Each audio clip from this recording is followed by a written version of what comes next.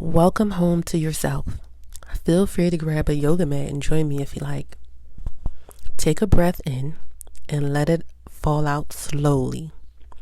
Here, we've moved not to perform, but to release, to feel, to remember. Because when you've been through trauma, the healing has to be embodied. It has to be lived, breathed, moved. The body keeps score reveals something that survivors of trauma already feel in their bones. Trauma doesn't just live in the mind, it lives in the body. When we're hurt emotionally, our nervous systems react physically. The shoulders tense, the jaw tightens, the stomach aches. And worst of all, the hips. The deep seat of the subconscious becomes tight and immobile. The unprocessed emotions, grief, rage, guilt, they all live in the tissue. If we don't move it, it stays. It festers. It breaks us down slowly. I learned this the hard way. I was working in a toxic environment around people who wore masks so long they forgot their own faces. One woman in particular, a textbook pygmy, miserable, jealous, dark-hearted. She couldn't stand to see me walk in peace, so she tried to drag me into her storm. And because I'm an empath, I felt it all. Her bitterness clung to me like smoke. Her silent attacks, her performative kindness, her projections, it was suffocating. One day, I was in so much pain, I could barely sit. I felt it like fire in my hips and lower back. And I knew this was not my stuff. So I locked myself in a supply closet, got down on the floor, and started stretching.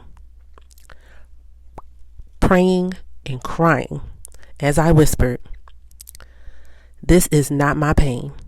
I release this from my body and return it to the original owner for them to unpack."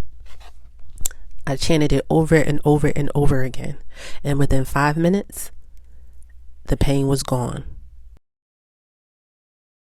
If you don't know how to say no, your body will say it for you. That's what stress-related illnesses is. That's what burnout is. That's what I had.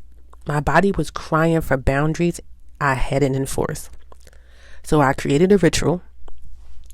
Every time I felt emotional pain, especially in my hips or lower back, I would stop, breathe, move. Not aggressively, but slowly, with compassion, with honesty. And I would speak my truth into my stretch. This is not mine. I do not receive this pain. I return it with love. Sometimes hate, depending on who it is. You know what I'm saying? Because every time I stretch my hips, I'm stretching out the shame. Every time I lay on the earth, I'm laying down guilt that was never mine. And every breath I take is a rebellion against the idea that I have to hold on to it all. You don't need to be flexible. You don't need to be strong. You just need to be willing to feel. And we're walking around seeing other people who are pretty much zombies. They do not feel anything. Stay away from these people. As you move, notice where your body is still holding on to other people's junk. The insults, the projection, the passive-aggressive stabs, release them, return them, and reclaim yourself.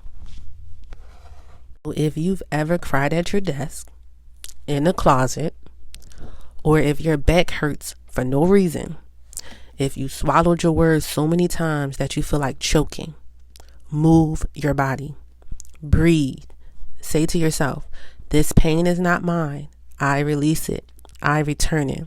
And then come back home to your body. You are not a dumping ground for unprocessed pain. You are a sanctuary. And today, you are reclaiming your peace.